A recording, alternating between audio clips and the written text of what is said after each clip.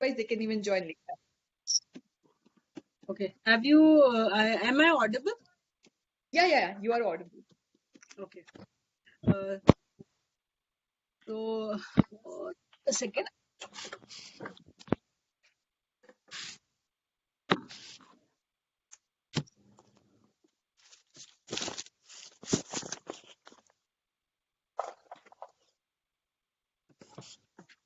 Yeah. So today, hi, good evening, friends. Today I would be discussing about the various trimesters of pregnancy. I'll just tell you how pregnancy, how we actually relate to the various trimesters and how do we explain what are these trimesters. Generally you must be hearing things from the doctors that now your pregnancy is so and so weeks, 8 weeks, 13. So I just want to, just give you a brief about the trimesters, and I would be touching upon the various problems, generally that a lady faces during these trimesters, and about the various investigations that should be done trimester wise, and the treatment. So, and if there is any queries or any problems, you can ask me the last. Okay. So, see, generally, when does a lady get pregnant? So it has been seen that after fertilization, it takes about 7 days for the embryo to, get inside the uterus, the fertilized embryo, and the implantation occurs almost 4 days after the 7 days after the fertilization. So mota from the day of fertilization to implantation, it becomes about 21 days. So once the implantation occurs, that is the time when your pregnancy test becomes positive. So, you must have heard implantation bleeding. You must have heard that term, the bleeding that happens at the time of the expected next periods. Generally you're missing your periods, but at that time you get some slight spotting. So that is called implantation bleeding. So which is supposed to be normal, and there's nothing to worry about it, because the embryo, when it is trying to get itself inside the uterus, it tries to invade the walls of the uterus, and during that time uh, this bleeding might happen. So once the implantation occurs, within 3 to 4 days, if you test your blood, not urine, but blood beta HCG is the test which is generally done. So the beta HCG may come positive after implantation if you are pregnant. So generally, if you do initial beta HCG, it will come in hundreds, 150, 200, because normally, see, beta HCG is not there in our body. This hormone is necessarily secreted by the developing fetus. So beta HCG is the first test to become positive. Then you must have heard, generally the doctors, they get this beta HCG done twice, especially if you've had a previous history of abortion. So what do we try to do? Try to see with the two beta HCG values 48 hours apart. Now the significance is that if the beta HCG, if the pregnancy is absolutely normal, the beta HCG increases by 60% every 48 hours. So if we keep on doing beta HCG every 48 hours and there is an increment of 60%, it means that your pregnancy is absolutely healthy.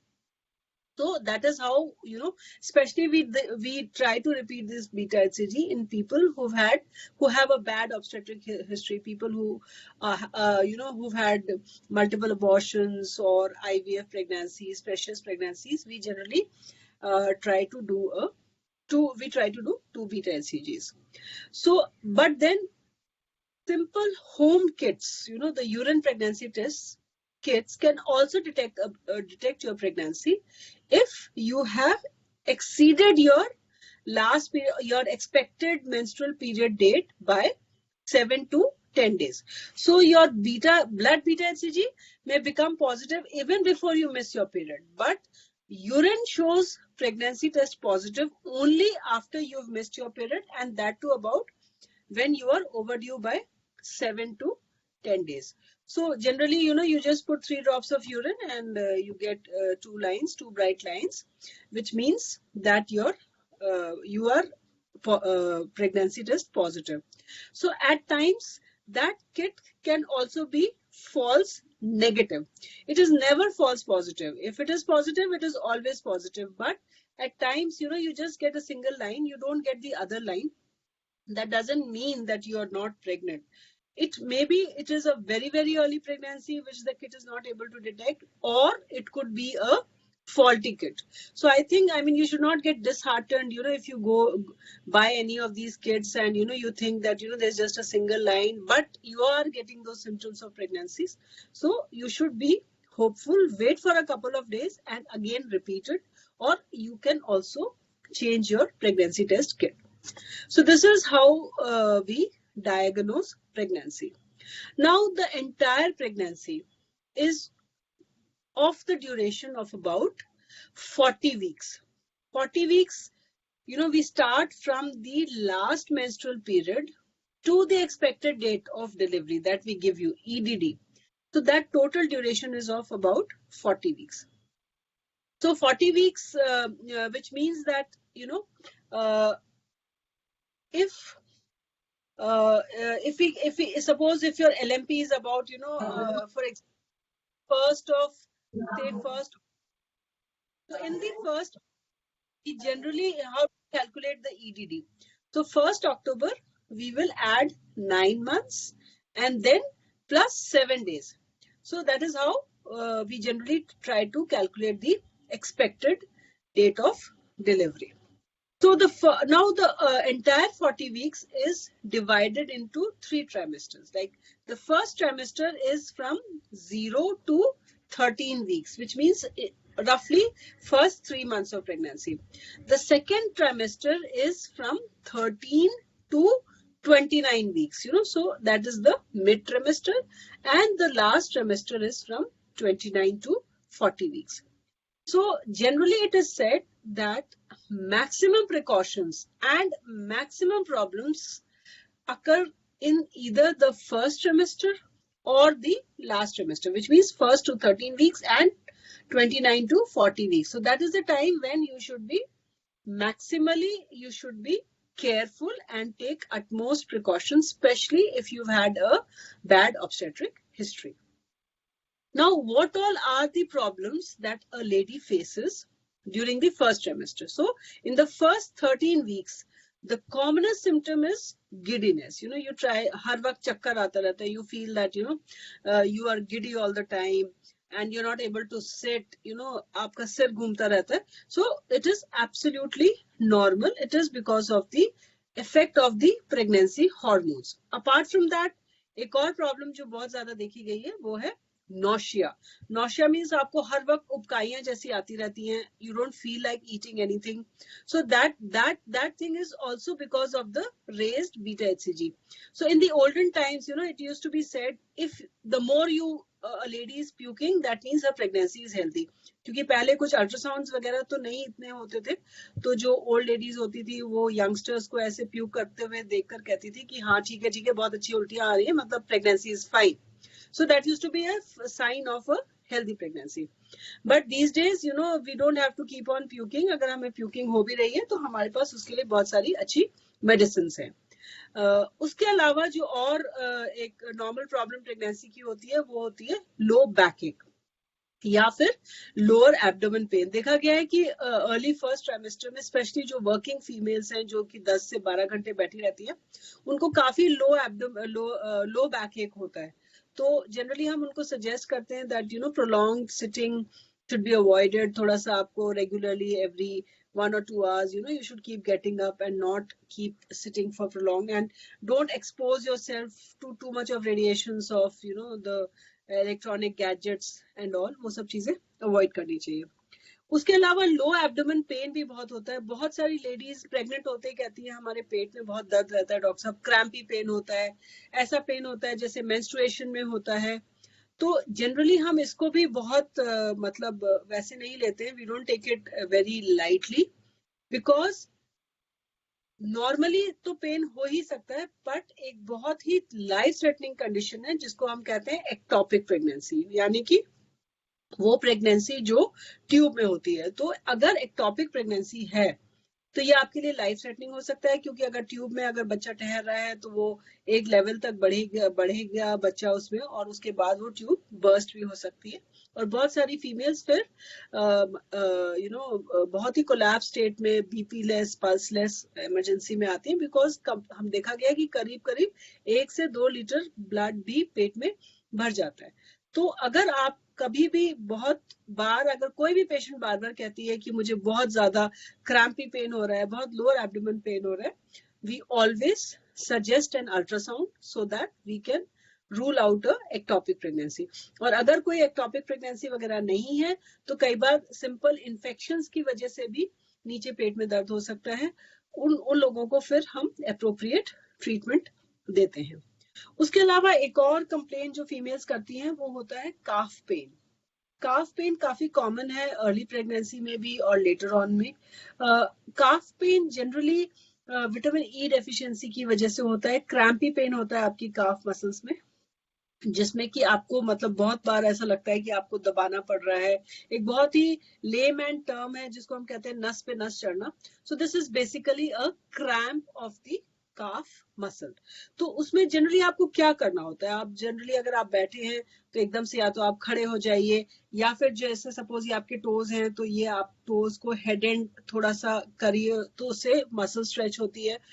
या फिर आप calf muscle वो muscle होती है जो कि हमारे पैरों में पिछली तरफ होती है, so that is called the calf muscle. तो आप वो काफ मसल की मालिश भी कर सकते हैं, तो उससे आपका थोड़ा स्पैज्म रिलीव हो जाता है। और अगर आप बहुत लॉन्ग डिस्टेंस ट्रैवलिंग कर रहे हैं, जैसे लोग मतलब नोएडा से द्वारका जाते हैं, गुड़गांव जाते हैं, all those females working against long hours और लॉन्ग आवर्स ऑफ ट्रैवलिंग, उनको ये सब समस्या काफी ज्यादा होती है।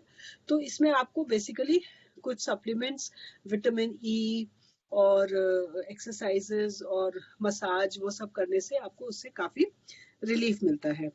उसके अलावा देखा गया है कि बहुत एक लो ग्रेड फीवर भी काफी फीमेल्स कंप्लेन करती हैं कि हमें एक हल्का हल्का सा बुखार हर वक्त रहता है, जो हमारे पाम्स हैं हमेशा ये रहता है कि इसमें से गरम गरम गर्मी निकल रही है। तो अगर हम अपना टेम्परेचर तब नापते हैं तो हमें वो टेम्परेचर 99 डिग्री से ज्यादा नहीं मिलेगा कभी भी। तो उसको हम फिर मतलब we don't take it very seriously. अगर हल्का हल्का बुखार आपको 99 भी रहता है तो वो प्रोजेस्ट्रॉन्स जो हमारी प्रेगनेंसी में रिलीज होते हैं उनकी वजह से होता है। तो हमें उसमें घबराने की बात नहीं है कि अगर हमें बहुत लो ग्रेड फीवर सा चल रहा है।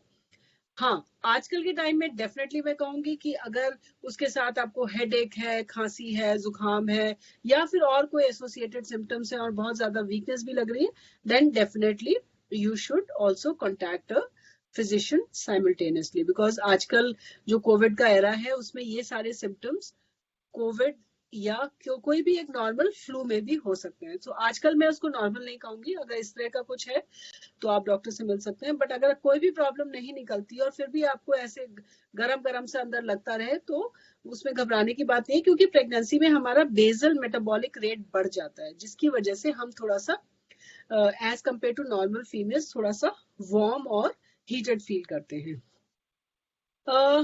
Now I would like to talk about certain investigations. हम फर्स्ट ट्राइमेस्टर में क्या क्या इन्वेस्टिगेशंस कराते हैं। जनरली देखिए कुछ बेसिक ब्लड टेस्ट होते हैं, जैसे ब्लड ग्रुप हुआ, आपका हीमोग्लोबिन लेवल हुआ, क्योंकि हम देखना चाहते हैं कि आप स्टार्टिंग ऑफ प्रेगनेंसी में कहीं आपके अंदर खून की कमी तो नहीं है। उसके अलावा आप एनीमिक तो नहीं है। उसके अलावा हम आपके सारे वायरल मार्कर्स कराते हैं, HIV, HbA1c और HCV, ये सब देखने के लिए कि आप इस तरह के कोई इन्फेक्शंस कैरी तो नहीं कर रही हैं। HbA1c कराते हैं, हम आपका ब्लड शुगर के लिए टेस्टिंग करते हैं, क्योंकि आजकल डायबिटीज बहुत ही रैम्पेंट है। इंडिया तो कहा जाता है is the diabetic capital of the world, तो इसलिए हम थोड़ा सा वो शुगर टेस्ट भी फीमेल्स का कराते हैं। उसके अलावा आपको UTI तो नहीं है, यूरिन इन्फेक्शन, क्योंकि एक और मैं सिम्टम आपको बताना भूल गई, फ्रीक्वेंट यूरिनेशन। फ्रीक्वेंट यूरिनेशन भी फर्स्ट ट्राइमेस्टर का एक बहुत ही इम्पोर्टेंट एक एक फीचर है, एक सिम्टम है। आपको लगता है जैसे बार बार नहीं भी पानी पी रहे हैं, आपको फिर से यूरिन आ रहा है, आप अभी गए थे फिर जाना पड़ रहा है, तो फ्रीक्वेंट यूरिनेशन भी जब हम किसी को होता है तो वो भी एक सिम्टम ऑफ प्रेगनेंसी होता है। तो फ्रीक्वेंट यूरिनेशन अगर वैसे ही हो रहा है, प्रेग्नेंट होने की वजह से हो रहा है, तो कोई बात नहीं, बट जनरली हम लोग एक यूरिन टेस्ट भी कराते हैं जिससे कि हमें ये आइडिया लग जाता है कि कहीं कोई मतलब कंकॉमिटेंट या कोई साथ साथ कोई यूरिन में इन्फेक्शन तो नहीं हो रहा है। तो एक यूरिन रूटीन भी कराया जाता है। तो ये बेसिक इन्वेस्टिगेशन ब्लड वर्कअप है। उसके अलावा हम एक अल्ट्रासाउंड कराते हैं बच्चे की धड़कन देखने के लिए। ये ultrasound generally 6 to 8 weeks of pregnancy में किया जाता है, क्योंकि कहा जाता है कि जैसे ही प्रेगनेंसी 6 हफ्ते की हो जाती है तो हम अल्ट्रासाउंड में आपकी हार्ट बीट को विजुअलाइज कर सकते हैं। So that is the best time जब हम अल्ट्रासाउंड कराते हैं एट 6 to 8 वीक्स। एक तो हमें पता चल जाता है कि इंट्रायूट्राइन प्रेगनेंसी है, एक्टोपिक प्रेगनेंसी नहीं है, और दूसरा ये पता चल जाता है कि वो प्रेगनेंसी हेल्दी है। तो मैं सभी अपने पेशेंट्स को यही कहती हूँ कि best time to disclose your pregnancy to others is जब आपके बच्चे की हार्ट बीट अल्ट्रासाउंड पे डॉक्यूमेंट हो जाए। क्योंकि यूरिन प्रेगनेंसी टेस्ट पॉजिटिव आना या ब्लड प्रेगनेंसी पॉजिटिव आना, ये एक मतलब ये बता सकता है कि आप प्रेग्नेंट हैं, but nothing more than that. आपकी प्रेगनेंसी हेल्दी डायरेक्शन में जाएगी या एबॉर्शन की तरफ जाएगी, इससे हमें कुछ भी नहीं पता चलता है। It is only after your pregnancy shows a heartbeat on ultrasound। मतलब अल्ट्रासाउंड आप कराते हैं और आपको आप बच्चे का दिल धड़कता हुआ दिखता है और रेडियोलॉजिस्ट लिखता है कि फीटल हार्ट रेट वही 150 है। जनरली देखिए 120 से लेके 160 तक बच्चे का हार्ट बीट होता है, फीटस का हार्ट बीट होता है जब वो अंदर होता है। तो इसमें कोई भी रेंज में अगर हार्ट बीट आ रहा है तो इसका मतलब प्रेगनेंसी एब्सोल्युटली हेल्दी होती है। और माना जाता है कि एक बार प्रेगनेंसी में अगर हार्ट बीट आ जाती है तो 50% लड़ाई हमारी मतलब खत्म हो जाती है। That means there are very high chances कि अब प्रेगनेंसी ठीक रहेगी। तो इसलिए जब हार्ट बीट आ जाए तो उसी टाइम पे आपको जनरली और लोगों को प्रेगनेंसी डिस्क्लोज करनी चाहिए। उसके अलावा लोग पूछते हैं कि हम किस तरह का मतलब कैसा लाइफस्टाइल रखें, क्या एक्सरसाइजेस करें। तो मैं जनरली यही कहना चाहूंगी कि walk is suppose to be the best exercise in the first trimester. आप दिन में सुबह उठ के वॉक करें, पोस्ट डिनर वॉक करें, आधा घंटा, 1 घंटा, पौना घंटा, जैसे भी आपको सूटेबल हो। वॉक बहुत ही अच्छा होता है अर्ली प्रेगनेंसी में। और सिंपल आपको विदु जी ने भी, इनके कोलीग्स ने भी आपको शायद बताया होगा या आगे बताएंगे कुछ, क्या योग कर सकते हैं, क्या सिंपल एक्सरसाइजेस कर सकते हैं।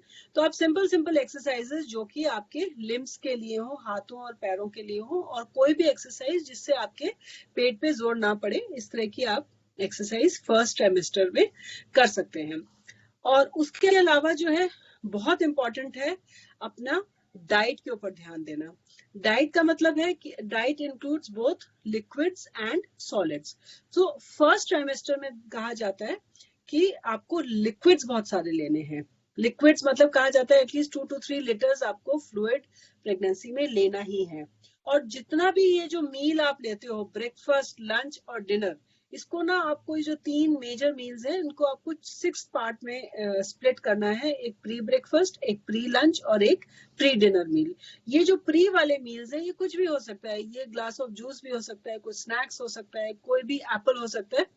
तो ये आपको जरूर खाना है। मतलब अगर हम इसको ऐसे देखें तो ऐसे आपको लगेगा कि हर 2-2 घंटे में आपको कुछ ना कुछ मंचिंग जरूर करनी है।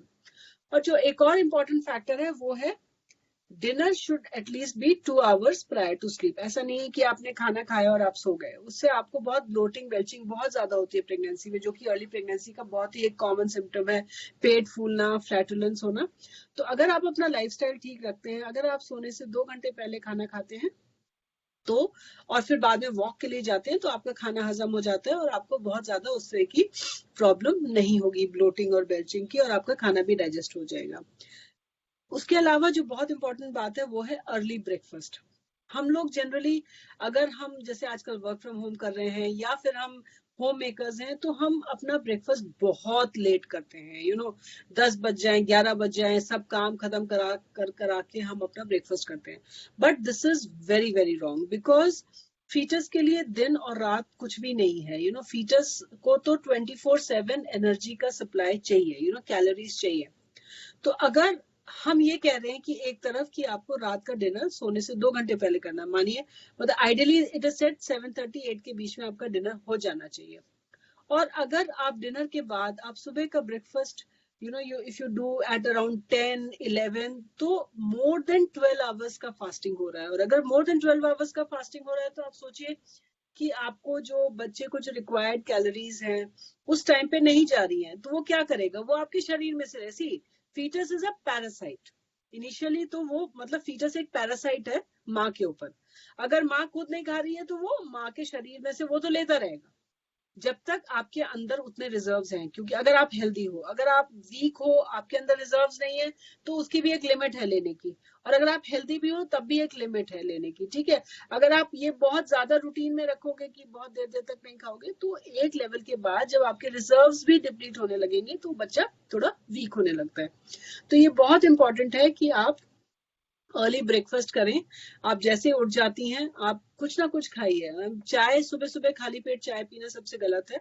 आप कुछ हेल्दी खा सकती हैं. आप एक छोटा सा कप दूध ले सकती हैं, आपको गैस्ट्राइटिस एसिडिटी नहीं बनेगी. या फिर आप एक सेब खा सकती हैं, एक बनाना खा सकती हैं, कुछ भी फ्रूट खा सकती हैं. उसको खाने के बाद आप थोड़ी देर बाद चाय पी सकती हैं. So you should not keep empty stomach for more than 12 hours. It is very very important. ये चीज हम लोग बहुत सारे लोग जो है ना, बिकॉज रात में सोती नहीं है महिलाएं, बिकॉज कुछ प्रॉब्लम चलती रहती हैं, फिर वो सुबह 10-10 11-11 बजे उठती हैं. उठने के बाद 12 बजे नाश्ता करती हैं, 4 बजे उनका वो रहता है, क्या कहते हैं, लंच होता है. डिनर का पता नहीं 10-11 बजे जब हस्बैंड आ जाता है. तो ये बहुत सारी चीजें हैं. तो मेरे हिसाब से आपको अपना एक अर्ली एक मतलब लाइफस्टाइल और खाने का भी रूटीन बनाना बहुत जरूरी है. हाँ, जैसे मैं पहले आपको बता रही थी कि आपको खाने पीने में कम से कम 2 से 3 लीटर फ्लूइड लेना है. अब फ्लूइड्स में आपको बेसिकली क्या लेना है, अर्ली प्रेगनेंसी में नारियल पानी बहुत अच्छा होता है. अगर आप नारियल पानी अफोर्ड कर सकते हैं, वो भी fresh, not the tetra pack one, तो आप नारियल पानी खूब अच्छी क्वांटिटी में लीजिए. 1 नारियल पानी ले लीजिए, 2 ले लीजिए in a day, it is good. Soups ले सकती हैं आप, जैसे फ्रेश वेजिटेबल सूप्स ना, कुछ भी बाजार वाला नहीं. उसके अलावा आप नींबू पानी ले सकती हैं, छाछ ले सकती हैं, दही, lassi. Aerated drinks generally avoid करना चाहिए because they are not good for health. Pregnancy में भी बहुत ज्यादा मन खराब है तो आप लिम्का फिर भी ले सकते हैं, but the black one should be totally avoided. जीरा वाटर ले सकते हो. जीरा वाटर लेने से काफी लोग रात को जीरा पानी में मिक्स कर देते हैं और सुबह छान के वो पानी पी लेते हैं, तो उनका काफी सारी एसिडिटी वगैरह भी काफी ठीक हो जाती है. तो वो आप ले सकते हो. सिंपल दूध ले सकते हो.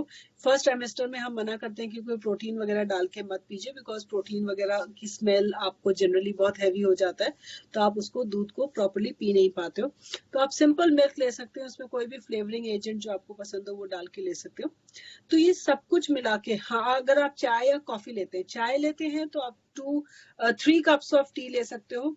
कॉफी अगर आप लेती हैं तो आप 2 कप कॉफी दिन भर में ले सकते हो. This is the recommended caffeine intake in a day. उससे ज्यादा नहीं लेना है. तो ये सारे लिक्विड्स जो हैं आप दिन भर में इनको स्प्लिट कर लीजिए. एक अपना टाइम टेबल बना लीजिए कि मुझे इतने बजे ये लेना है, इतने बजे ये लेना.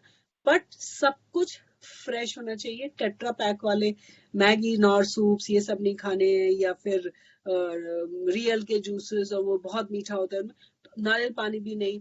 जो भी फ्रेश है, फ्रेश आप वेजिटेबल्स लीजिए, सूप बनाइए, फ्रूट्स लीजिए, उनके जूसेस निकालिए. अगर आप नहीं आपके अंदर जूसेस वगैरह निकाल सके तो आप फ्रेश फ्रूट्स खा लीजिए, that is okay. But don't go in for the tetra pack eatables. So that is one thing which is very very important and very very clear. So liquids के अलावा आपको थोड़ा सा सॉलिड्स पे भी बहुत सारा ध्यान रखना है। फर्स्ट सेमेस्टर में एक्चुअली लोगों को बहुत उल्टी होती है, तो हम लोग उनको कहते हैं ठीक है, हम बहुत ज्यादा उनको प्रेशराइज नहीं करते कि आप बहुत बैलेंस डाइट खाओ, कि आप प्रोटीन्स भी लो, सॉलिड्स भी लो। अगर आप केवल लिक्विड्स भी बहुत अच्छी क्वांटिटी में ले रही हैं और फ्रूट्स भी खा रही हैं तो चल जाता है। बट जैसे जैसे समय निकलता है तो आपको उसमें सॉलिड्स भी ऐड करने हैं। सो आप सॉलिड्स क्या क्या ले सकती हैं? सॉलिड्स में बेसिकली आपको ज्यादा प्रोटीन लेना है, कार्बोहाइड्रेट्स कम खाना है, और घी और तेल की चीजें भी कम खाना है। अब प्रोटीन्स में क्या क्या इंक्लूडेड है? प्रोटीन्स में आप दालें खा सकती हैं, आप सोया प्रोडक्ट्स खा सकती हैं, स्प्राउट्स खा सकती हैं, चने खा सकती हैं, आप रोस्टेड चना, स्प्राउटेड चना। उसके अलावा आप सोया और क्या, पनीर, यस पनीर खा सकते हो, आप टोफू खा सकते हो। Tofu is suppose to be very good in pregnancy. Soya का जो पनीर होता है उसको हम टोफू कहते हैं, वो खा सकती हैं। आप 2 एग वाइट्स खा सकती हैं रोज। चीज, बीन्स, पीनट्स, जैसे अब सर्दियां हैं, आप गुड़ मूंगफली की चिक्की खा सकती हैं, आपको प्रोटीन भी मिल रहा है उसमें, आपका हीमोग्लोबिन भी आपका इंप्रूव हो रहा है। उसके अलावा आप अगर आप नॉन वेजिटेरियन, हाँ वेजिटेरियंस के लिए आप आलमंड्स खा सकती हैं, 4 से 5 आलमंड्स आप रोज खा सकती हैं। वॉलनट्स खा सकती हैं। कैशू नट्स थोड़े हैवी होते हैं तो काजू वगैरह आपको अवॉइड करना है। अगर आप नॉन वेजिटेरियन हैं तो आप चिकन खा सकते हैं, चिकन सूप ले सकती हैं। चिकन अगर आपको खाना है तो वो बहुत ब्लैंड होना चाहिए, बहुत स्पाइसी नहीं होना चाहिए, बिकॉज उससे बहुत ब्लोटिंग बेल्चिंग होती है। रोस्टेड प्रेफरेबली हो तो वो आपके लिए ठीक रहेगा। अगर आप फिश ईटर हैं तो आपको फ्रेश वाटर फिश खाना है, आपको सी वाटर फिश नहीं खाना है, बिकॉज उसमें बहुत सारे हैवी मेटल्स होते हैं जो कि प्रेगनेंसी के लिए सेफ नहीं है। तो ये जनरली जो लोग खाते हैं उनको सब आइडिया होता है कि ये फ्रेश वाटर फिश है या सी वाटर फिश है। और कोई भी टैंड नॉन वेज आपको नहीं खाना है, सारा कुछ फ्रेश होना चाहिए। उसके अलावा जो है, ये तो सारे प्रोटीन्स के सोर्सेज हैं। कार्बोहाइड्रेट्स जो आप खा सकते हो, बट आपको उनको थोड़ा सा रिस्ट्रिक्ट करना है, जैसे आलू, चावल, चीनी, डेजर्ट्स, है ना, शुगरी चीजें, ये सारी चीजें आप खा सकती हैं। It's not that you should not, but they should be taken in less quantities. उसके अलावा जो है कुछ चीजें ऑयल्स और फैट्स, ये भी आप पराठे, ऐसा नहीं आप पराठे नहीं खा सकती हैं, आप कुछ भी खा सकती है, किसी भी टाइप के पराठे खा सकती हैं, बट थोड़ा सा उससे आपको हैवीनेस बहुत ज्यादा लगेगा। रिफाइंड आटे की चीजें ज्यादा ना खाएं, थोड़ा सा हाई फाइबर डाइट खाएं, बिकॉज प्रेगनेंसी में कॉन्स्टिपेशन का काफी इश्यू होता है। So it is always better अगर आप काफी सारा फाइबर अपनी डाइट में इंक्लूड करें। कुछ लोग आटे में ब्रान मिला के भी खाते हैं, तो उससे थोड़ा सा फाइबर, या बिना चोकर वाला आटा खाते हैं तो उससे भी फाइबर बढ़ जाता है फूड में। 2 बहुत इंपॉर्टेंट फ्रूट दो है जो कि आपको अवॉइड करना है, एक है पाइनएप्पल और एक है पपाया। जनरली ये हम लोग मना करते हैं कि अर्ली प्रेगनेंसी में आप अवॉइड करें तो अच्छा होगा। उसके अलावा कुछ चीजें और रेस्ट्रिक्शंस हैं, जैसे चाइनीज फूड में कहा जाता है कि बहुत सारा एजिनोमोटो है, और सारा नूडल्स वगैरह सब प्योर मैदा की चीजें होती हैं, तो उसमें फाइबर भी ऐसा बहुत ज्यादा नहीं है। तो चाइनीज नूडल्स वगैरह और मैगी, मैगी तो एक बहुत ही डेंजरस है, बहुत ही डेंजरस खाना है, और बहुत ही नॉन हेल्दी फूड है, बिकॉज बहुत सारी रिसर्चेस ये बताती हैं कि एक बार आप मैगी खा लेते हो तो पूरा आपकी स्टमक लाइनिंग को वो कोट कर देती है, और 3 डेज में जाके आपकी वो प्रॉपरली 2 to 3 डेज में वो मैगी प्रॉपरली डाइजेस्ट होती है। So it is not a very healthy food. ये आजकल बहुत ही कन्वीनियंस फूड और एक इंस्टेंट फूड हो गया है कि हमारे पास टाइम नहीं है तो फटाफट 2 मिनट में मैगी बना लो, but then it is not a very healthy way of eating, तो आपको जनरली उसको भी अवॉइड करना चाहिए। फिर बहुत सारा स्पाइसेस नहीं खाना चाहिए ना, मिर्च मसाले, ये सब चीजें जो है आपको थोड़ा सा कम खाएं, बिकॉज उससे आपको गैस्ट्राइटिस वगैरह बहुत हो सकती है। उसके अलावा जो है अर्ली प्रेगनेंसी में आपको जो प्रिकॉशंस लेने हैं, आपको बहुत भारी वजन नहीं उठाना है। भारी वजन मीन्स मतलब 1-2 किलो आप सब्जी उठा सकते हो, ऐसे नहीं आप 4-4, 5-5 किलो के थैले उठा के या ऐसे जा रहे हो, या आपका एक बच्चा बड़ा है तो आप उसको गोदी में उठा रहे हो। So I think you should avoid all those things. उसके अलावा आपको थोड़ा सा फॉरवर्ड बेंडिंग अवॉइड करना चाहिए, बहुत ज्यादा आगे झुकना नहीं है। आप कुछ भी सामान उठाना है तो साइडवेज झुकिए, साइड से उठाइए, बट डोंट बेंड फॉरवर्ड्स। उसके अलावा जो है बहुत ज्यादा आपको जर्क्स नहीं लगने चाहिए, मतलब आप कहीं ट्रैवल करती है, वैसे तो हम लोग मना करते हैं कि फर्स्ट ट्राइमेस्टर फर्स्ट 13 वीक्स में लॉन्ग डिस्टेंस ट्रैवलिंग मतलब आउट स्टेशन ट्रैवलिंग नहीं करनी चाहिए, बट अगर आपको किसी वजह से करना भी पड़ता है तो कोशिश करिए कि आपको जर्की ना हो वो ट्रैवल जो है ना, आप प्रॉपरली उसको मतलब नॉन जर्की ट्रैवलिंग हो तो वो आपके लिए सेफ है। उसके अलावा जो है हम लोग कहते हैं कि आप अगर लेटती हैं तो या तो आप फ्लैट लेटिए या करवट से लेटिए, वो भी स्पेशली बाएं करवट लेते तो अच्छा है, पर पेट के बल आपको नहीं लेटना है। So you should avoid lying prone, मतलब पेट के बल तो बिल्कुल प्रेगनेंसी में आपको, जनरली फीमेल्स कहती हैं कि मैम हमें रात को हम सोते हैं करवट से सोते हैं, जब आंख खुलती है तो हम देखते हैं कि हम बिल्कुल ऐसे उल्टे हो गए, बिकॉज उनको पहले से ही आदत होती है सोने की। तो आई वुड से आजकल आप बहुत सारी ऑनलाइन साइट से एक वो सी शेप्ड पिलोज आते हैं, आप वो खरीद सकती हैं, जो कि बहुत सारी फीमेल्स यूज करती हैं। You just put it on your side, ऊपर वाला पैर आप उस पर मोड़ के रखिए, करवट से आप लेटिए, तो आप एक तो पूरी तरह आपका पेट दबता नहीं है, दूसरा ये है कि आपको बैक को बहुत सपोर्ट मिलता है। या फिर आपके पास वो नहीं भी, एक सिंपल पिलो लीजिए, अपने साइड में रखिए, ऊपर वाला करवट लेके ऊपर वाला पैर उस पर मोड़ के रखिए, तो आपको बहुत सपोर्ट, आपकी स्पाइन को बहुत सपोर्ट मिलेगा। क्योंकि देखा ही जाता है कि प्रेगनेंसी में हमारा यूट्रस आगे की तरफ बढ़ता है, तो जो हमारा लोअर स्पाइन है उसका सेंटर ऑफ ग्रेविटी हमारा थोड़ा आगे हो जाता है और उस पर पुल होता है, जिसकी वजह से हमें बहुत सारा बैक एक वगैरह होता है। तो अगर हम करवट से लेटेंगे तो हम काफी हद तक उस बैक एक को भी मिनिमाइज कर सकते हैं। एक बहुत इंपॉर्टेंट जो प्रिकॉशन है, that is to avoid sexual activity in the first trimester. First trimester में आपको सेक्सुअल एक्टिविटी अवॉइड करनी है, बिकॉज हमारा जो डेवलपिंग फीटस का जो प्लेसेंटा होता है, जो बच्चे की आमन नाल होती है, वो थोड़ा सा लो लाइंग होती है। तो अगर किसी भी तरह का फोर्स या हम सेक्सुअल एक्टिविटी करते हैं तो हमें ब्लीडिंग होने का, प्रेगनेंसी में, अर्ली प्रेगनेंसी में ब्लीडिंग होने का चांसेस हो सकता है। तो अगर हमें करना भी है तो हम सेकेंड और थर्ड ट्राइमेस्टर में, अगर कोई और कॉन्ट्रा इंडिकेशन नहीं है तो कर सकते हैं, and that too after discussing with your doctor. तो ये सारे तो डूज एंड डोंट्स हो गए, ये मतलब मोटा मोटा ये फर्स्ट ट्राइमेस्टर के लिए हैं, और ये काफी कुछ इनमें से सेकेंड थर्ड ट्राइमेस्टर तक भी चलते हैं। उसके अलावा क्या क्या मेडिसिन आपको लेनी होती है अर्ली प्रेगनेंसी में? मोस्ट इंपॉर्टेंट फॉलिक एसिड है।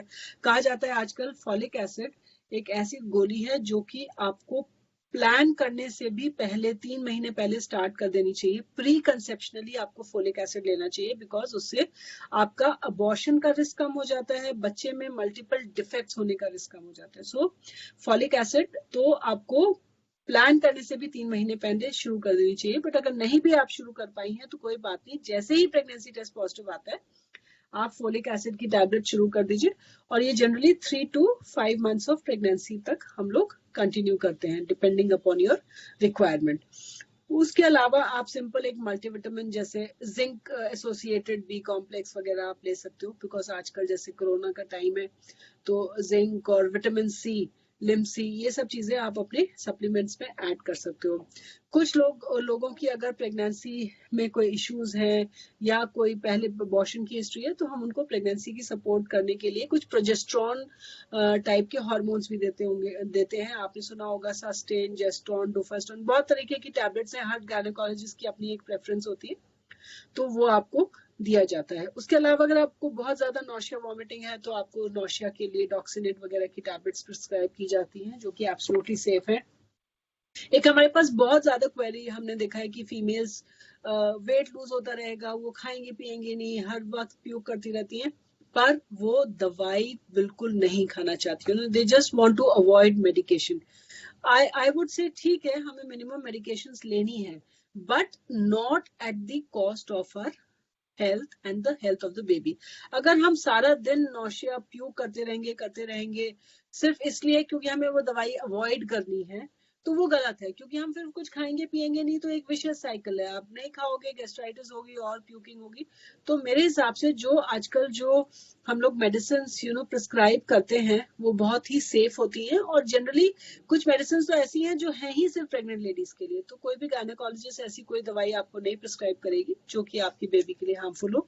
तो मैं आपको बस यही कहूंगी कि आपको वो मेडिसिन ले लेनी चाहिए, उससे आपका एटलीस्ट 80 to 90% नौशिया में रिलीफ हो जाएगा। उसके अलावा और भी कुछ घरेलू नुस्खे होते हैं, जैसे आप एकदम से उठ के मत बैठिए। जब आप सुबह उठते हैं तो आप धीरे से करवट लीजिए और ग्रेजुअली उठिए। कहा जाता है कि आप एकदम से उठ के जब बैठते हो तो आपको नौशिया बहुत होता है। या कुछ ड्राई टोस्ट या सिंपल ग्लूकोज के बिस्किट्स आप अपने सिरहाने रख सकते हो। And the moment you get up you just eat a dry toast और अ सिंपल ग्लूकोज बिस्किट्स दे से उससे भी आपका थोड़ा नॉशिएटेड वाली जो फीलिंग है वो कम हो सकती है। और झटके से ना उठे, just don't jump out of your bed. Ginger भी एक बहुत अच्छी चीज है। लोग कहते हैं कि अर्ली मॉर्निंग अगर आप जिंजर थोड़ा सा लेते हो, थोड़ा सा आप उसको हनी के साथ चू कर सकते हो, तो आपको वो नौशिया वाली फीलिंग उतनी ज्यादा नहीं होगी। But then if all these things do not work, then the medicines that the doctors prescribe is going to be very very helpful. उसके अलावा डाइट अगर आप बहुत ज्यादा गैप करती हैं तो आपको नौशिया वॉमिटिंग होने का चांसेस बहुत ज्यादा है। तो मैं तो यही कहूंगी कि आपको रेगुलर, जैसे मैंने पहले बताया, आपको जल्दी जल्दी खाना पीना है। और बहुत सारी फीमेल्स इस डर से कि हमें डॉक्टर साहब वॉमिटिंग हो जाएगी हम इसलिए नहीं खाते, वो भी गलत है। वॉमिटिंग होती है, होने दीजिए। आपको बेसिकली कुछ ना कुछ खाते रहना है। You keep eating, you keep puking, you keep eating, you keep puking, that is the norm basically. ये नहीं कि मतलब जस्ट बिकॉज हमें वॉमिटिंग हो जाएगी तो हम अनशन पे बैठ जाते हैं, नहीं खाएंगे तो वॉमिटिंग नहीं आएगी, विच इज रॉन्ग। ऐसा नहीं है। That is a absolute I mean that's a biggest mistake. खाइए, आप उसके बाद वॉमिट भी करेंगी तब भी कुछ ना कुछ अंदर रहेगा। So that is the norm. Just don't stop feeding yourself for the fear of puking. So that is very very important. आपको कुछ ना कुछ खाते रहना है। शुरू में आपको जो पसंद हो वो खाइए। आपको लिक्विड्स अच्छे रहने हैं, लिक्विड्स देते रहिए। कोई प्रेशर नहीं है। हम लोग किसी को कुछ हम कहते हैं अगर आपको व्हाइट रसगुल्ला खाना है, व्हाइट रसगुल्ला खाइए। उससे आपको लगता है कि हाँ मुझे अच्छा लग रहा है, वो खाइए। Anything that you like. क्योंकि अर्ली प्रेगनेंसी में फीमेल्स को बहुत ज्यादा ऑल्टर्ड टेस्ट और स्मेल भी हो जाता है। उनको चीजों में से स्मेल आती है, आटे के कनस्तर में से स्मेल आती है, तड़का लगता है तो उसमें से स्मेल आती है। तो वो ऑल्टर्ड स्मेल की वजह से वो नहीं खा पाती है। तो उसका एक और भी तरीका होता है कि आप जनरली जब तड़का लग रहा हो आप खुद मत बनाइए, और जब ऐसे खाना बन रहा हो तो आप बालकनी में चले जाइए, कहीं बाहर चले जाइए। बिकॉज एक बार अगर वो स्मेल अंदर आ जाती है तो फिर आपके लिए खाना पीना बहुत मुश्किल हो जाता है। ये रही वॉमिटिंग और उससे रिलेटेड उसके ट्रीटमेंट की बात। उसके अलावा अगर आपको अर्ली प्रेगनेंसी में कुछ फीवर है, हेडेक है, तो आप प्रोसिन की टैबलेट ले सकती है, वो भी एब्सोल्युटली सेफ है। बहुत ज्यादा एसिडिटी होती है तो आप डाइजीन वगैरह ये सब अर्ली प्रेगनेंसी में ले सकती हैं। उसके अलावा अगर कोई भी प्रॉब्लम हो सकती है, you should always talk to the doctor, take her guidance and then take the medicine. किसी भी मेडिकल स्टोर पे जाके यूं ही किसी प्रिस्क्रिप्शन, बिना प्रिस्क्रिप्शन के दवाई लेना प्रेगनेंसी में एब्सोल्युटली गलत है। आपको हमेशा अपने डॉक्टर का प्रिस्क्रिप्शन पे ही दवाई लेनी है। अब हम आ जाते हैं सेकेंड ट्राइमेस्टर। अंजना जी, यहाँ पे मैं थोड़ा आपको हल्का सा इंटरप्ट करना हाँ चाहूंगी।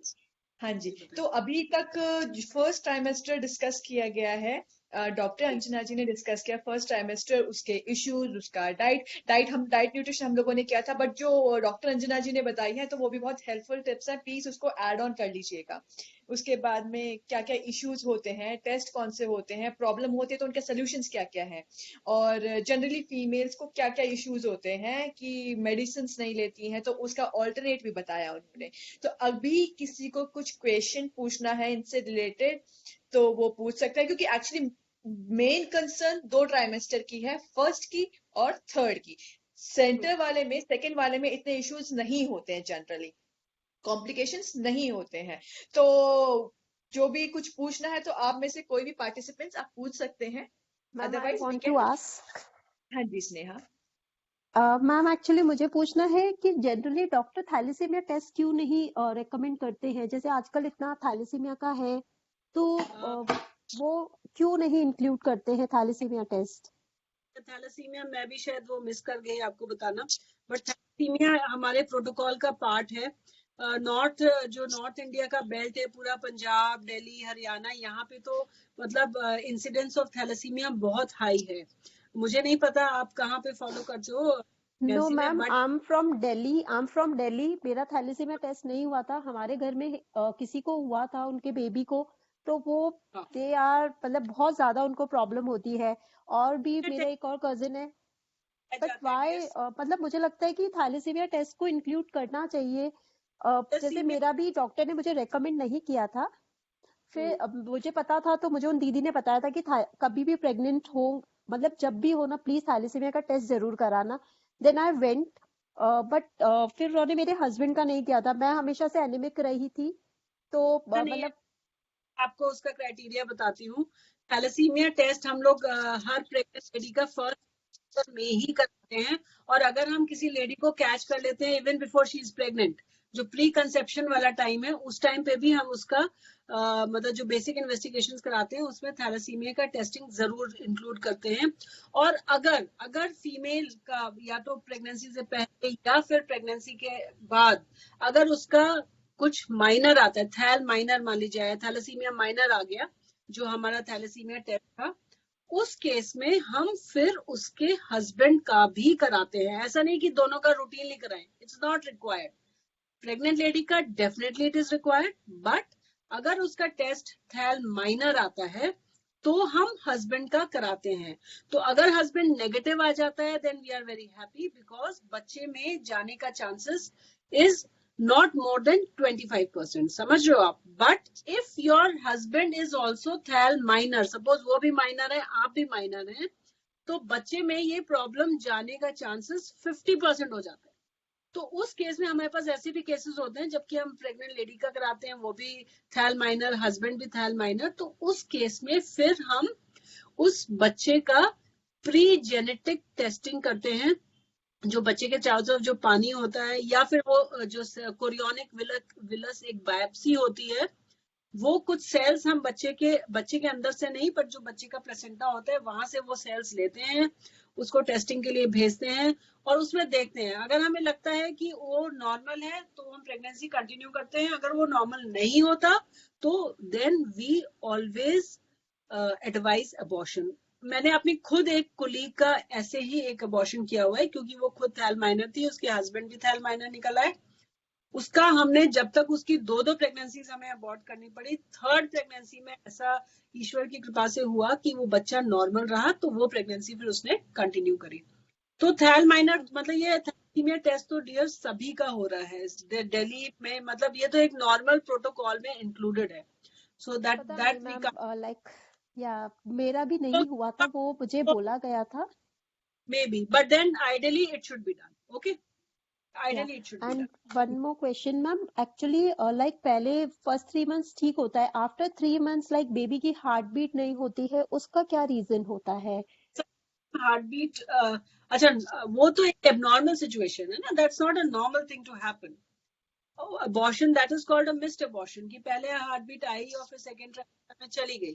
तो उसके बहुत सारे कारण हो सकते हैं, कुछ मतलब डायबिटीज हो सकता है, antiphospholipid, so there are so many reasons. That is an abnormal pregnancy, that is not a normal pregnancy. Normal pregnancy में ऐसा नहीं हो सकता है कि आपका फर्स्ट ट्राइमेस्टर में हार्ट बीट हो और सेकेंड में गायब हो। तो वो नहीं, हमें फिर एक्चुअली मेरी सिस्टर है, उनके साथ 2 to 3 टाइम ऐसा हुआ कि जैसे ही 3rd मंथ में वो चेकअप के लिए जाते थे, तो बेबी की हार्ट बीट नहीं होती थी, then she has to go for the abortion. तो जनरली इसको मिस्ड अबॉर्शन कहा जाता है इस सिचुएशन को। तो काफी सारे हम लोग इन्वेस्टिगेशन होती हैं वो कराते हैं, जनरली जेनेटिक कॉजेज काफी निकलने के चांसेस होते हैं, और भी बहुत सारी चीजें होती हैं, but I think that has to be dealt with on a very individual basis. उसको हम जनरलाइज करके इस फोरम पे डिस्कस नहीं कर सकते हैं, ठीक है। मैम, और बेबी के ब्रेन का डेवलपमेंट कब होता है? बेबी का ब्रेन का डेवलपमेंट शुरू से ही शुरू हो जाता है। ओके, तो मैम 9 मंथ में भी कुछ ऐसे पता पड़ता है कि हाँ, 9th मंथ में कुछ पता पड़ता है कि बेबी के ब्रेन में कुछ प्रॉब्लम है, ऐसा भी कुछ होता है? सिस्ट नाम की एक चीज होती है जो कि मतलब हम लोग डिटेक्ट कर सकते हैं, या कुछ सिस्ट वगैरह, या बच्चे के ब्रेन में अगर तो हम डिटेक्ट कर सकते हैं, या बच्चा डाउन सिंड्रोम है कि मेंटल रिटार्डेशन वगैरह होने का चांसेस रहता है बच्चे को, वो हम dual marker, quad marker test detect कर सकते हैं। पर हम किसी बच्चे का ऐसे आईक्यू लेवल वगैरह ऐसे कुछ नहीं डिटेक्ट कर सकते हैं प्रेगनेंसी में। नहीं मैम, आईक्यू लेवल नहीं, लाइक मेरे फैमिली में किसी को हुआ था कि लाइक 9th मंथ में डॉक्टर ने बोल दिया कि आप बेबी अबॉर्ट कर दो। उसके ऐसा तो ब्रेन नहीं है में कुछ, उसका।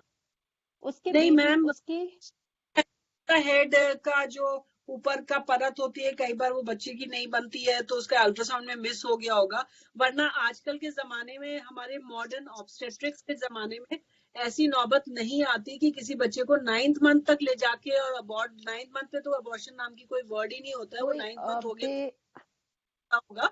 एक्चुअली द वो मदर इज वो सारी चीजें फर्स्ट से लेके फर्स्ट ट्राइमेस्टर और अर्ली सेकेंड ट्राइमेस्टर में सारी प्रॉब्लम्स जिसमें कि बच्चे को अबॉर्ट करने का जरूरत पड़ सकती है वो सब डिटेक्ट हो जाती है। वो सिर्फ उन्हीं केसेस में जिसमें कि अगर आपका वो चीजें मिस हो गई हैं, रेडियोलॉजिस्ट ने मिस कर दी हैं, then only it goes till that time. ठीक है, थैंक यू मैम। तो हम सेकेंड ट्राइमेस्टर पे आते हैं विदु अब, है ना? हाँ जी। हाँ, एंड अभी ना डॉक्टर अंजना जी, अभी ना 5 बजने में 5 मिनट है, तो लेट्स डू, हाँ, तो लेट्स डू वन थिंग कि हम, हाँ, लेट्स डू वन थिंग कि हम इश्यूज पिकअप कर लेते हैं थर्ड ट्राइमेस्टर के। सेकेंड ट्राइमेस्टर में ऐसे बहुत ज्यादा चीजें जनरली मेडिसिन वाइज तो हम आयरन, कैल्शियम, मल्टीविटामिन ये सब चीजें ही ऐड कर देते हैं। और मोटा मोटा जो बहुत इंपॉर्टेंट इन्वेस्टिगेशन सेकेंड ट्राइमेस्टर का है वो है एक नहीं वो 16-18 वीक्स पे जो हम लेवल 2 अल्ट्रासाउंड कराते हैं और एक क्वाड मार्कर टेस्ट कराते हैं। बेसिकली ये बहुत इंपॉर्टेंट है बच्चे की बनावट वगैरह के लिए, और क्वाड मार्कर से हमें डाउन सिंड्रोम और जेनेटिक प्रॉब्लम्स वगैरह पता चल जाती है। और बेसिक सारी हीमोग्लोबिन, टीएलसी वो सब बेसिक इन्वेस्टिगेशंस होती है।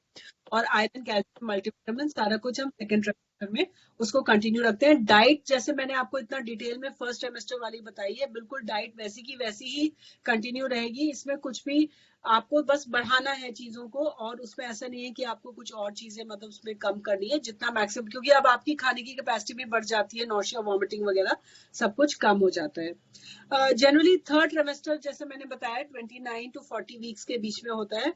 थर्ड ट्राइमेस्टर की जो मेन प्रॉब्लम्स है, अगेन एक्सैजरेटेड बैक एक, आपको बहुत ज्यादा बैक एक होता है, लोअर एब्डोमेन में क्रैम्प्स होते हैं, सडनली आप जैसे उठते हो, करवट लेते हो, आपको एकदम से बहुत तेज दर्द होता है और आप वो नहीं कर पाते हो। तो उसके लिए भी हम लोग विटामिन ई और सप्लीमेंट्स देते हैं, और मसाज वगैरह पेशेंट्स को एडवाइस करते हैं कि वो सब वो करवाए। एक पैरों की सूजन, स्वेलिंग इन द लेग्स, ये बहुत इंपॉर्टेंट है कि आपके दोनों पैर इतने मोटे मोटे सूज जाते हैं। जनरली वो पैर लटकाने की वजह से ज्यादा होता है, तो उस केस में हम थोड़ा सा पेशेंट्स को बोलते हैं कि आप तकिए पे पैर रख के लेटिए, ताकि आपका हेड एंड से आपका पैरों का लेवल थोड़ा सा ऊपर हो, तो पैरों की स्वेलिंग रात में उतर जाती है। नींद बहुत कम आती है थर्ड ट्राइमेस्टर में, वो उसका कारण ये है कि आप बच्चा बहुत ज्यादा मूव करता रहता है, आपको किक्स लगती रहती हैं, जिसकी वजह से आप बहुत अनकंफर्टेबल फील करते हो, नींद कम आती है। प्लस आपको एक रिफ्लक्स होता है। बेसिकली क्या है कि हमारा जो ये स्फिंक्टर है, जो ईसो खाने की जो नली होती है, उसमें जो लोअर स्फिंक्टर है वो थोड़ा सा डायलेट हो जाता है प्रेगनेंसी में, तो आप जो भी खाती हैं वो आपका पूरा यहाँ पे रखा रहता है, तो आपको बहुत ज्यादा बर्ब्स, बेल्चिंग, ब्लोटिंग होती है। इसीलिए मैं कहती हूँ कि सोने से कम 2 घंटे पहले खाना खाओ, और उसके बाद वॉक वगैरह के लिए आप जा सकते हो। उसके अलावा अगेन फ्रीक्वेंट यूरिनेशन फिर एक इम्पॉर्टेंट सिम्टम आ जाता है, क्योंकि बच्चे का हेड नीचे जाने लगता है, वो ना एक फॉल होता है हेड का, जिसकी वजह से वो हमारे यूरिनरी ब्लैडर पे प्रेशर करता है। तो उसका तो तरीका यही है कि शाम को 4 बजे के बाद आप थोड़ा कम से कम पानी पिए। आप लिक्विड इंटेक जो है 4 बजे के बाद अगर कम कर देंगी, तो रात को आपको फ्रीक्वेंटली टॉयलेट्स वगैरह में आपको नहीं जाना पड़ेगा यूरिनेशन के लिए। उसके अलावा चक्कर, वेजोवेगल, एकदम से हाइपोटेंशन हो जाता है, ये बहुत इंपॉर्टेंट है कि आप कहीं खड़ी हैं, एकदम से आप you will be flat on the ground, इस तरह का बहुत बहुत कॉमन होता है लेट सेकेंड और थर्ड ट्राइमेस्टर में। उसके लिए बहुत इंपॉर्टेंट है कि आप प्रोलॉन्ग स्टैंडिंग अवॉइड करें। जो काम आप किचन में स्टूल पे बैठ के, डाइनिंग चेयर, टेबल की चेयर पे बैठ के कर सकती हैं, उसको करें। और अगर आपको कभी भी लगता है कि कुछ अजीब सा हो रहा है, तो आप जहां खड़ी हैं वहीं बैठ जाइए। Don't even look for a chair, क्योंकि आप चेयर तक तो पहुंच ही नहीं पाएंगे। तो जहां आप खड़ी हैं वहीं के वहीं बैठ जाइए, तो उससे हम बहुत सारी इंजरीज बच्चे को और वो सब चीजें अवॉइड कर सकते हैं। उसके अलावा मैं बहुत एक ब्रीफली आपको साइंस ऑफ लेबर बताना चाहूंगी, क्योंकि वो बहुत इंपॉर्टेंट है। थर्ड ट्राइमेस्टर में एक आपको बहुत फॉल्स पेन्स टाइप की एक सिचुएशन होती है, जिसको हम कहते हैं ब्रैक्सटन हिक्स कंट्रैक्शंस। कभी भी पेन आपको कभी भी होने लगेगा, ऊपर नीचे, पेट में, कमर में, तो वो सब फॉल्स पेन्स कहा जाता है। उसको हमें इग्नोर करना है, वो वो ट्रू साइन ऑफ लेबर नहीं है। ट्रू साइन ऑफ लेबर वही है जिसमें कि आपको कोई भी कॉन्ट्रैक्शन अगर फ्रीक्वेंट इंटरवल पे आ रहा है, पहले एक घंटे में, आधा घंटे में, फिर 15 मिनट में आ रहा है, वो हम एक नॉर्मल, उसको हम एक proper labour pain, true labour pen कहते हैं। और उस पेन के साथ आपको नीचे प्रेशर भी लग रहा है, और किसी भी तरीके का पेन किलर उस प्रेशर को या पेन को कम नहीं कर रहा है, तो वो एक साइन ऑफ लेबर है। दूसरा साइन ऑफ लेबर है वाटर बैग का रप्चर होना, कि आप बैठे हैं, कभी भी लेटे हैं, पता चला आपका सलवार कपड़े सब गीले हो गए, तो वो भी एक लेबर है। वो है ब्लीडिंग, कि आप कभी कभी लेटे लेटे आपको एकदम से थोड़ा सा वो म्यूकस प्लग निकल जाता है, तो आपको ब्लडी डिस्चार्ज सा होता है। इनमें से कोई भी सिम्टम अगर आपको हो रहे हैं तो आपको अपने डॉक्टर के साथ कांटेक्ट करना है, जो एसोसिएटेड हॉस्पिटल जहां आपने डिलीवरी प्लान किया है वहां पे कांटेक्ट करना है, और टाइमली लेबर रूम में पहुंचना है। तो ये बहुत इंपॉर्टेंट है कि आप उसको, बहुत सारी फीमेल्स फॉल्स पेन के साथ लेबर रूम में आ जाती हैं, तो हमें वो थोड़ा सा ध्यान रखना चाहिए कि हमें अपना थोड़ा सा मॉनिटरिंग करें, घर पे पैनिक ना करें। अगर थोड़ा सा भी हमें लग रहा है कि पेन कभी आया कभी चला गया, इरेगुलर है, तो देन डोंट वरी। बट अगर वो फ्रीक्वेंट इंटरवल्स पे आ रहा है और आपको प्रेशर भी लग रहा है उसके साथ, और वो पेन की इंटेंसिटी बढ़ रही है, तो then it is a true labour pain. And अगर लीकिंग हो गई है तो डेफिनेटली आपका वाटर बैग अगर रप्चर हो गया है तो आपको हॉस्पिटल जाना ही जाना है, क्योंकि एक बार वाटर बैग अगर रप्चर होता है तो कहा जाता है कि 17 से 18 घंटे के बीच में डिलीवरी हो जानी चाहिए, नहीं तो अंदर बेबी को इन्फेक्शन वगैरह जाने का रिस्क रहता है। Do we have time with? I think मैंने काफी हरिडली काफी सारी चीजें आपको थर्ड ट्रिमेस्टर की भी बता दी हैं।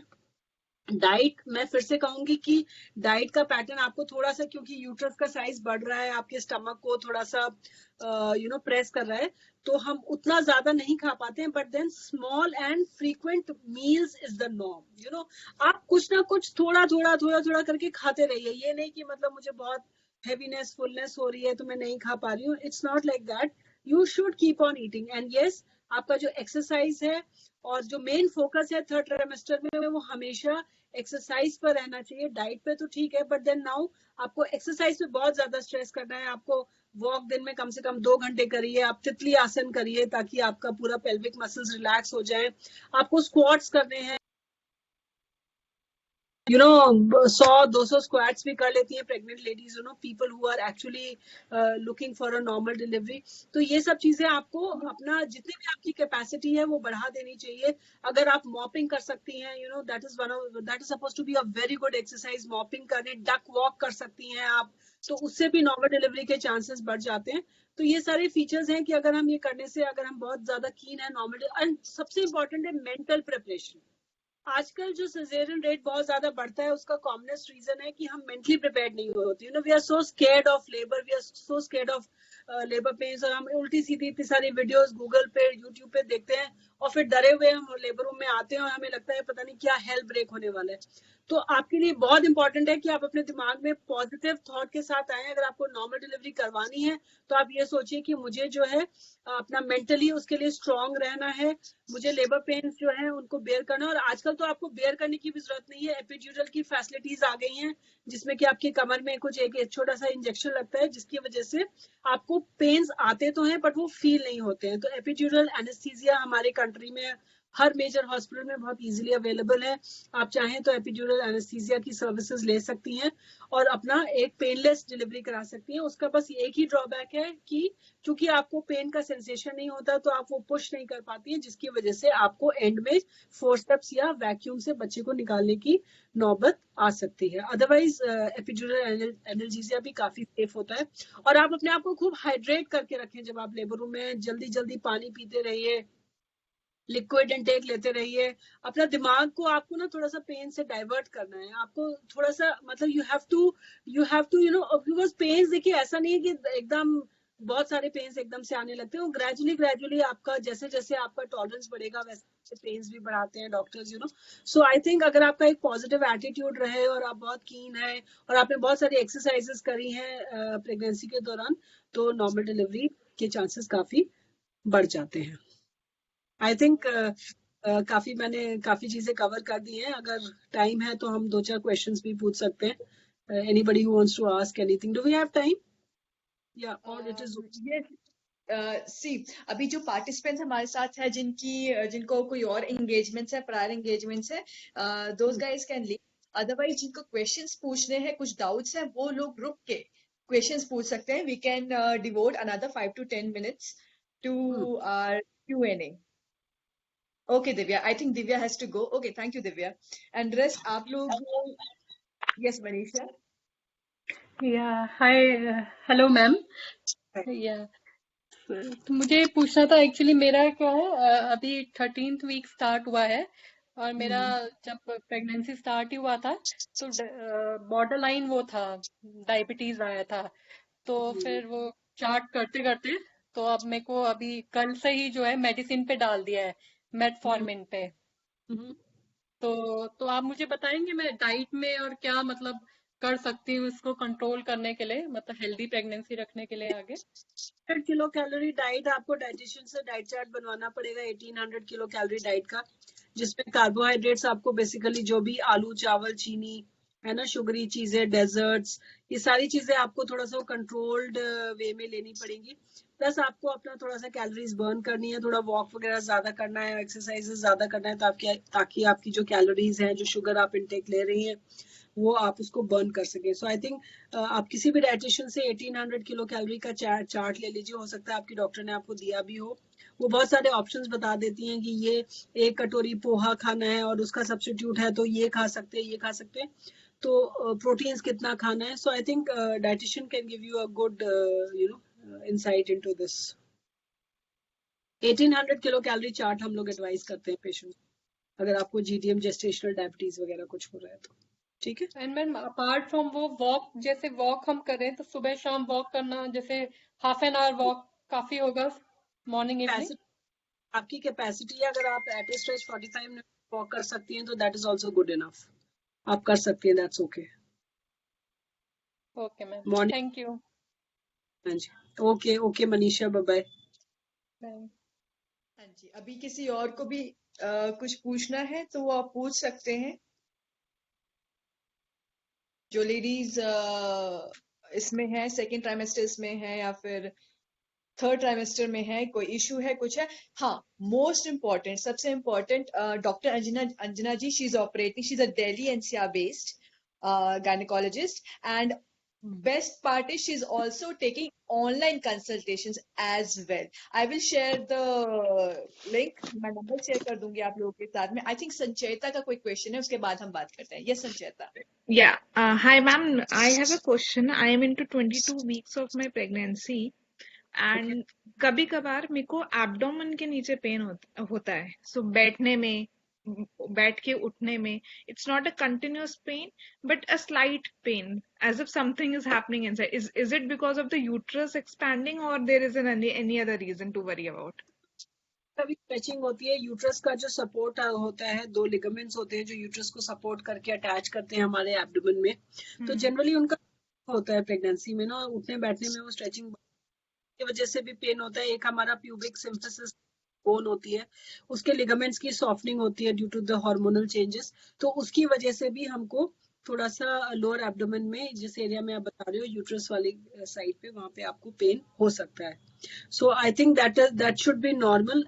अगर वो पेन परसिस्टेंट नहीं है, ऑन एंड ऑफ हो रहा है, तो आपको डरने की। Okay, ma'am. Thank you so much. या okay, bye bye. Ma'am if father और मदर इज डायबिटिक तो चांसेस है बेबी के भी डायबिटिक होने के? मदर अगर डायबिटिक है तो यस, चांसेस होते हैं। तो मैम बाय बर्थ भी होता है? Runs in families. देखा ये जाता है कि अगर फादर डायबिटिक है तो अगर डॉटर होती है तो डॉटर्स को फिर डायबिटीज होने का ज्यादा चांसेस होता है। मैम अगर जैसे कुछ बेबीज होते हैं जिनको बाय बर्थ ही डायबिटीज हो तो उसका क्या मतलब? हाँ, कैन वी मतलब स्टॉप? नहीं, that is see in the pancreatic cells ना, वो जो इंसुलिन सिक्रीटिंग सेल्स होती है, तो वो तो मतलब इंसुलिन डिपेंडेंट डायबिटीज मेलाइटिस होती है। ऐसे बच्चों को तो by birth we can't do anything about it. Okay ma'am, thank you. मैं एक चीज पूछती हूँ डॉक्टर अंजना जी, क्या ऐसा कोई टेस्ट है इसको जो जुवेनाइल डायबिटीज है, जुवेनाइल डायबिटीज ही बोलते हैं शायद इसको, जो ये इंसुलिन डिपेंडेंट होती है? हाँ, इंसुलिन डिपेंडेंट होती है, बट वो थोड़ा सा लेट आती है, बट जनरली सी उसमें ना फैमिली हिस्ट्री का बहुत ज्यादा रोल है। अगर मदर और मतलब कोई भी अगर पेरेंट्स इंसुलिन डिपेंडेंट या नॉन इंसुलिन डिपेंडेंट भी अगर डायबिटिक हैं, तो चांसेस होता है कि बच्चा जो है जुवेनाइल डायबिटिक हो। एज सच प्रेगनेंसी में अगर हम कोई टेस्ट करते हैं तो उससे हम नहीं पता कर सकते हैं, मदर के टेस्ट से। Okay okay, Yeah. ठीक है। और कोई किसी को कुछ क्वेश्चन है या फिर अभी हम कर सकते हैं समापन? I think we can. Yes, okay, thank you so much doctor Anjana ji. मैं फिर से बताना चाहूंगी सभी लोगों को, I will share the number in the group.